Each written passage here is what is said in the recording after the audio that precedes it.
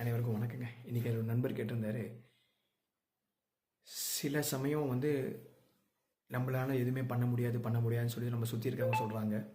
நம்மளோட close family மெம்பர்ஸும் சொல்லலாம், ஃப்ரெண்ட்ஸும் சொல்லலாம். என்ன சார் பண்ணலாம் அப்படின்னு கேட்டிருந்தாரு. கண்டிப்பாக உலகம் அப்படி தான் சொல்லும். இதுக்கு நான் விளக்கம் சொல்கிறதுக்கு முன்னாடி ஒரு முக்கியமான கோட் சொல்லணும்.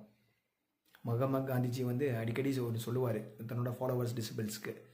அதாவது ஃபஸ்ட்டு பீப்புள் உங்களை இக்னோர் பண்ணுவாங்க, அதுக்கப்புறம் ஏளனம் பண்ணுவாங்க, சிரிப்பாங்க, அதுக்கப்புறம் தான் உங்களை எதிர்த்து போராடுவாங்க, அதுக்கப்புறம் நீங்கள் கண்டிப்பாக வின் ஆவீங்க. புரியுதுங்களா?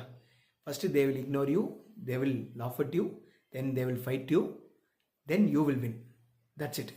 உலகம் அப்படி தான் இருக்கும். உங்களை மேலே ஏளனம் பண்ணி, உங்களோட திறமைகள் மேலே குறை சொல்லி, உங்களை ஜட்ஜ் பண்ணி, உங்கள் மேலே தப்பான ஒரு சாயம் பூச தான் இந்த உலகம் ஆசைப்படும், முயற்சி செய்யும்.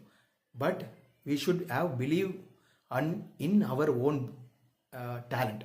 நம்மளோட திறமைகள் பற்றி நம்மளுக்கு பிலீஃப் இருக்கணுமே தவிர we don't need any approval from any one.